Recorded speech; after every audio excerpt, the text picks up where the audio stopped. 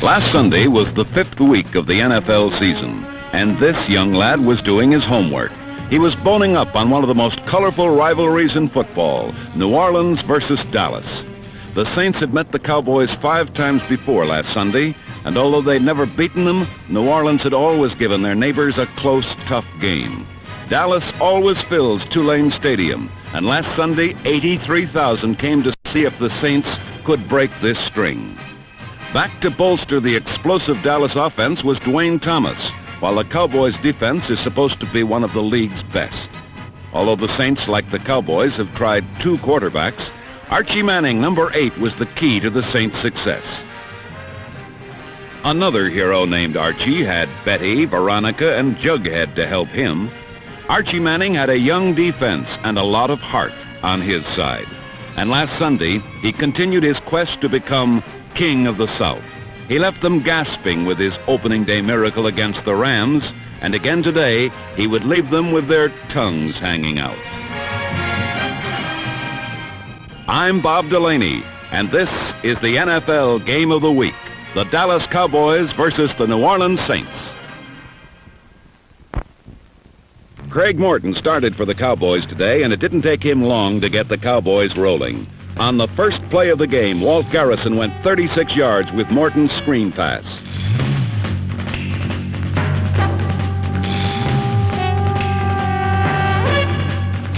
And on the game's second play, the Cowboys unleashed Dwayne Thomas, number 33, who started for the first time this season. Thomas adds a lot to the already potent ground game, but on a repeat, watch 2 Dallas linemen clear his path for 9 yards.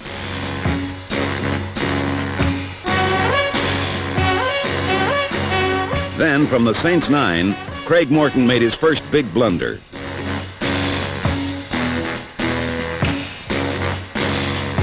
Hugo Hollis was the man who stole Morton's errant throw, and the Saints' defense had quickly dug themselves out of a deep divot.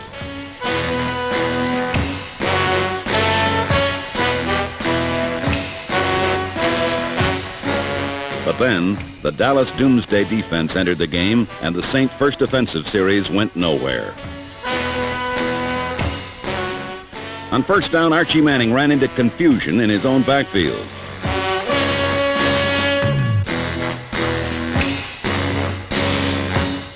On second down, Manning hit Danny Abramowitz, but he ran into the TV camera for a close-up.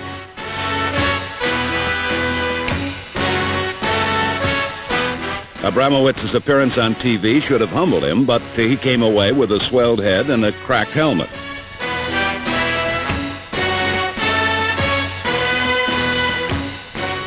And on third down, Manning had to eat the ball. The Saints had to give the ball right back to Dallas with good field position near midfield.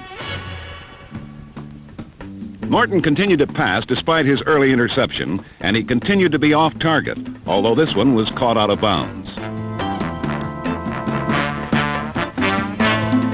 Morton had a lot of problems with his arm, one of football's strongest. Last year he was plagued by an injury, but this year said the arm was 100%. The only problem with Morton's rifle now seemed to be that he has to readjust the sight. 3 straight incompletions, and the Cowboys had to give up the ball.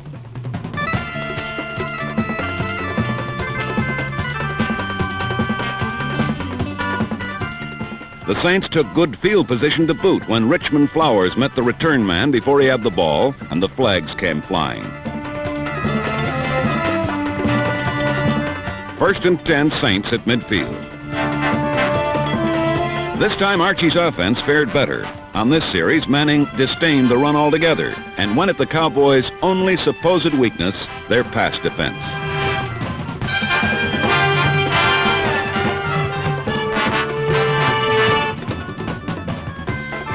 After hitting Abramowitz, Manning rolled right, avoided a tackler, and fired on the run for setback Tony Baker. Somehow, the ball found its way through 3 defenders, and the Saints had a touchdown.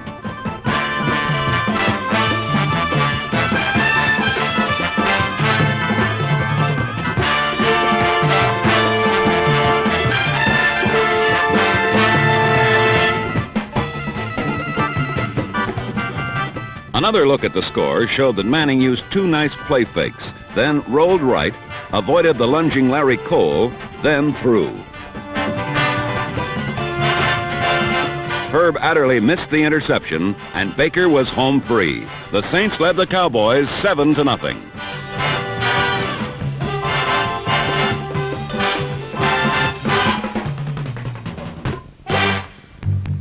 Late in the first quarter, the Cowboys moved the ball well again as Morton went back to his incredibly strong ground game.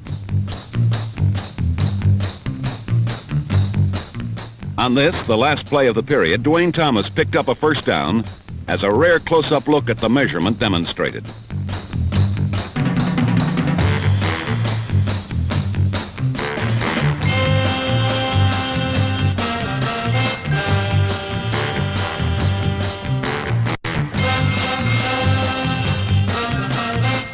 Then Morton went back up top, determined to score quickly rather than control the game on the ground.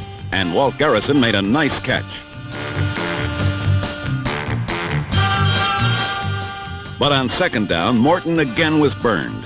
His sideline pass was timed perfectly by Dallas Howell, number 20.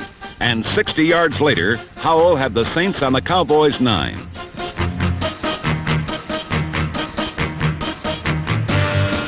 The Saints secondary had done it again. Howell, Hollis, Renew Moore, and D'Artagnan Martin, the 4 Musketeers. Howell is one of 3 football brothers.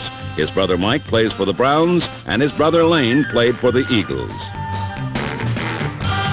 Archie Manning wanted to quickly widen his lead, but he found the Doomsday defense ready, willing, and able to foil his plan.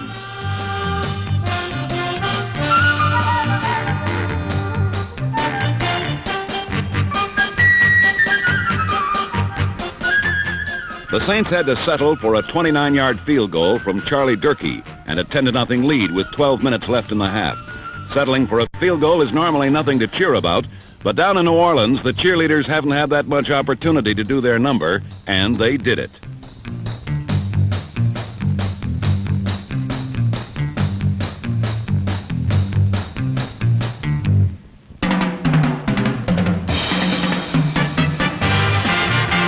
One of the main reasons the Saints were on front by 10 was their ability to contain the explosive Cowboys return men. Coach Landry had inserted Dwayne Thomas on kickoffs, but even he couldn't break the long one on the Saints bomb squad.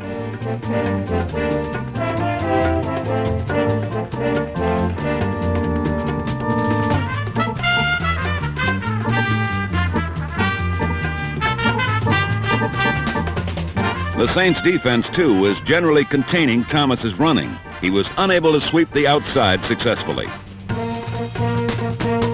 In fact, the Cowboys series after the field goal was one of the strangest ever seen. Morton mixed his plays well, but every substantial gain was negated by either an ensuing loss or a key penalty.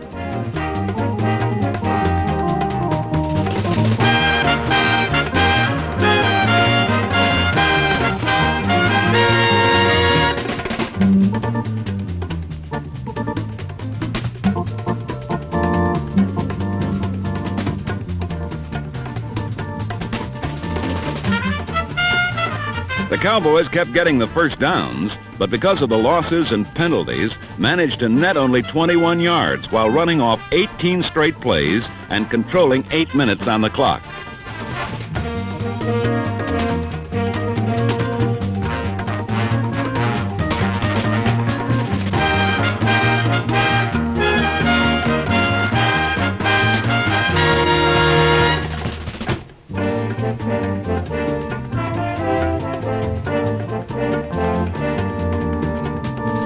It all ended in an unsuccessful bid to cross the Saints' goal and an unsuccessful bid for a field goal from the 50 by Mike Clark.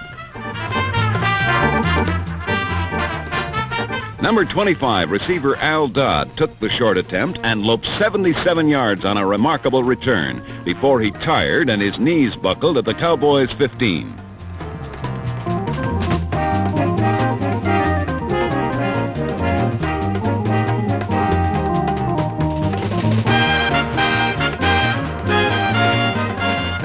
The Saints once again had made the big play, and Archie Manning followed Dodd's act with a virtuoso performance of his own.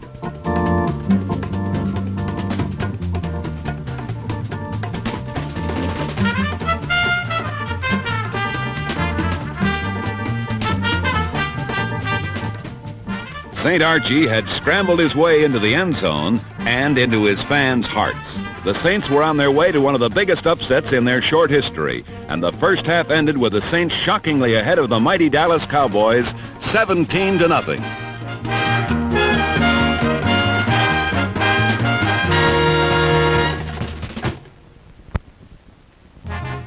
This is Gumbo, the Saints' 156-pound mascot.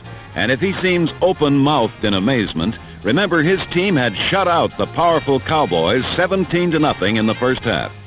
It's revealing that going into this game, the Cowboys' defense is ranked only 7th in the NFC, far from their accustomed position at the top.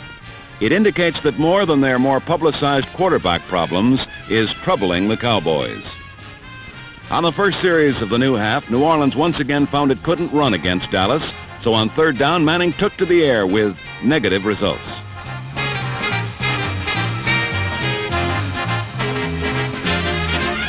Mel Renfro's interception gave his team the ball on the enemy 23. On Dallas' first play, Dwayne Thomas, behind a good block by John Nyland, ran through a huge hole for 9 yards, putting Dallas at the Saint 14.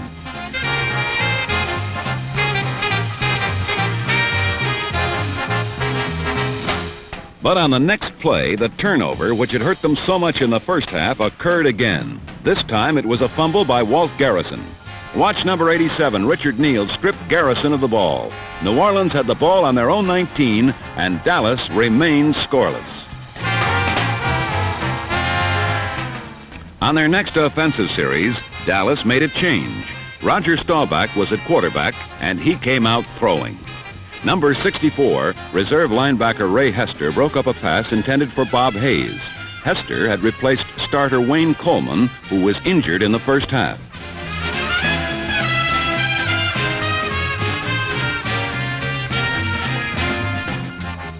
On the next play, Staubach speared a wide-open Allworth for 15 yards and a first down on the New Orleans 41. Then, while his hand was hot, Staubach went for the biggie and found Gloucester Richardson all alone for the Cowboys' first score of the day.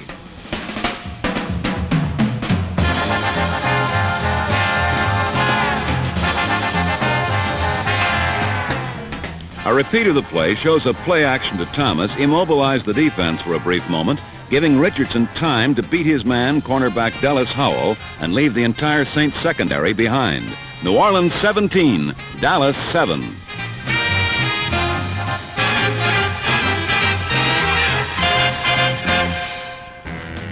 On New Orleans' turn with the ball, they discovered again it would be impossible to run against Dallas. First, Hoyle Granger, then Jamie Ford hit a stone wall of blue.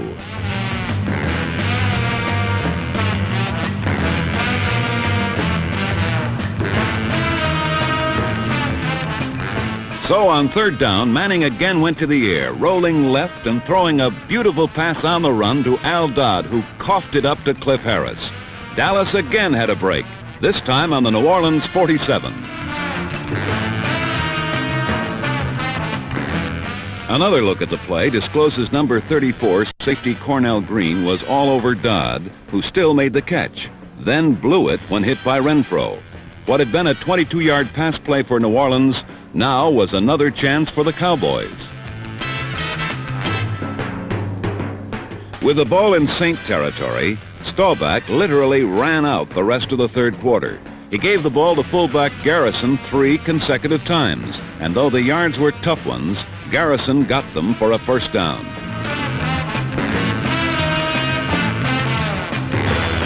Walt Garrison is a man who isn't as well known as some of the other Cowboys, but his value is immense. Despite the presence of Calvin Hill and Dwayne Thomas on the Dallas roster, Garrison is the steadying force in the Cowboy backfield.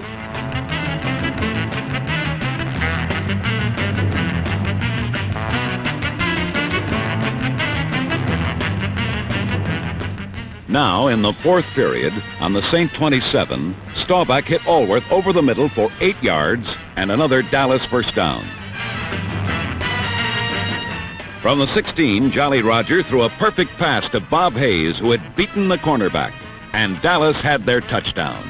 Hayes pulled a muscle on the play. However, the Cowboys were back in the ball game 17-14 with 13 minutes to go.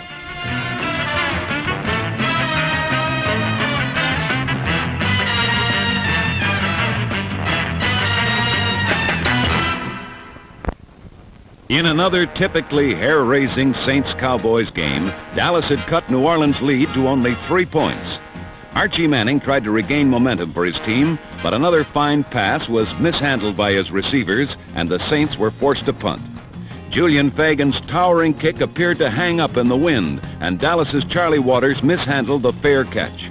John Schinner recovered for New Orleans on the 49, and in a game of errors, it was the Saints' turn to catch a break.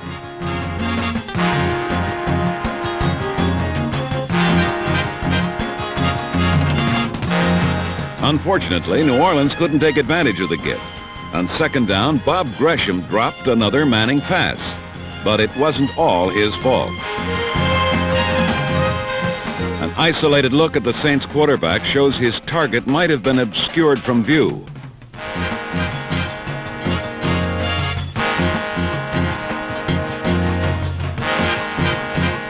Manning and his adversary, defensive end Pat Toomey, then sat on the polyturf and watched the downfield proceedings for a while.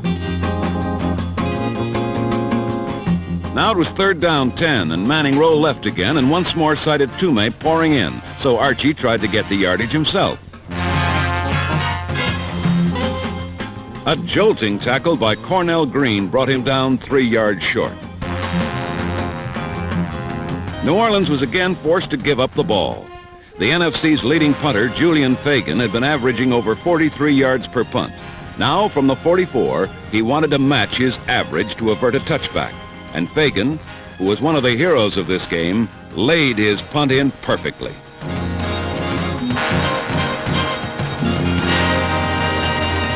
Fagan, who was a teammate of Archie Manning at Mississippi, had given Dallas poor field position on their own 3.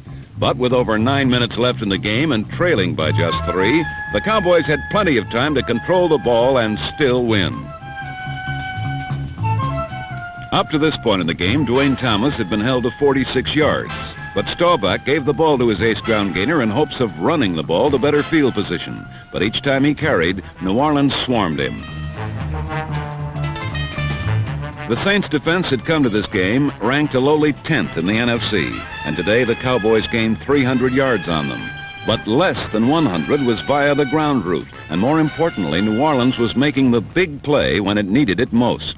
Witness number 87, Richard Neal, who was a demon on defense all day long.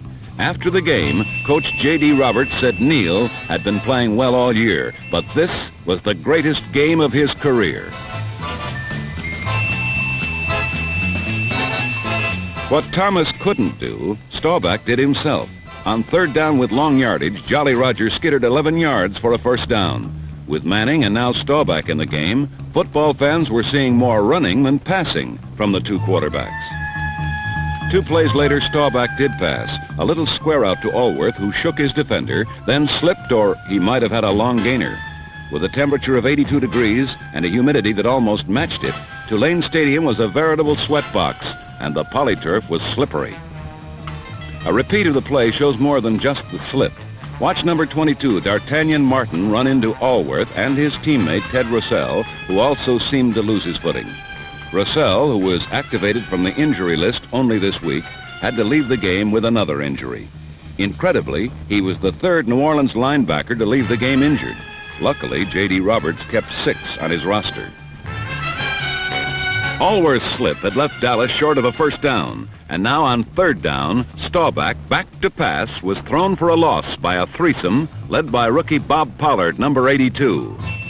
The rookie tackle from Weber State is another of the many boys from Beaumont, Texas, now playing in the NFL. New Orleans had the ball, and as if following a script, Manning tried to gain on the ground, but was stopped cold. Then on third down, Manning resorted to running the ball himself.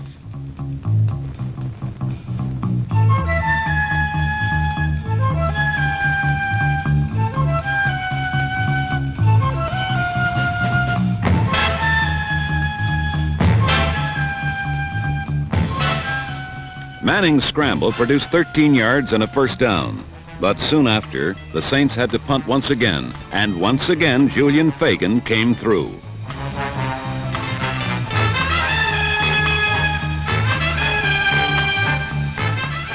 The punter's kick traveled 44 yards, but high enough to allow the Saints to converge on Cliff Harris and knock the ball loose. Dave Cope, playing in his first game as a Saint, recovered for the Saints and took it to the 2-yard line. Incredibly, New Orleans had forced another turnover. This one, a second punt return fumble. The whole stadium went wild.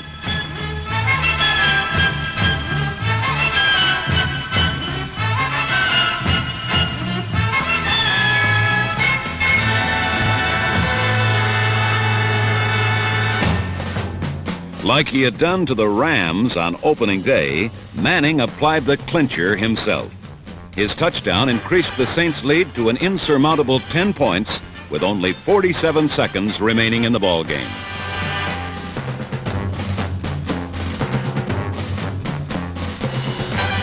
As Archie Manning walked back to the New Orleans bench, he received a standing ovation from 83,088 hysterical fans who saw a rookie quarterback continue the legendary feats of his college career by beating one of the NFL's finest teams.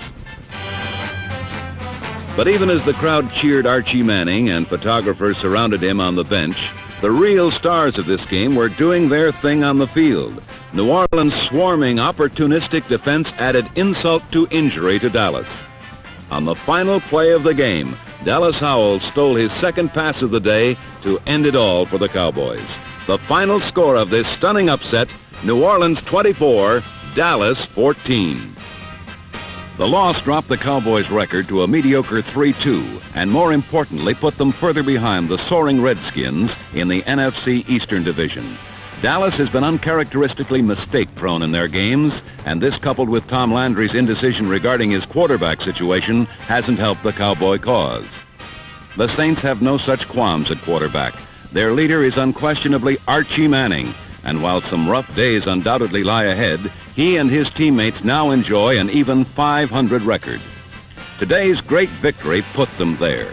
But even after both teams left the field, some drama remained. Tune in next week, folks, and learn whether or not Saints defensive tackle Dan Goich recovered his contact lenses.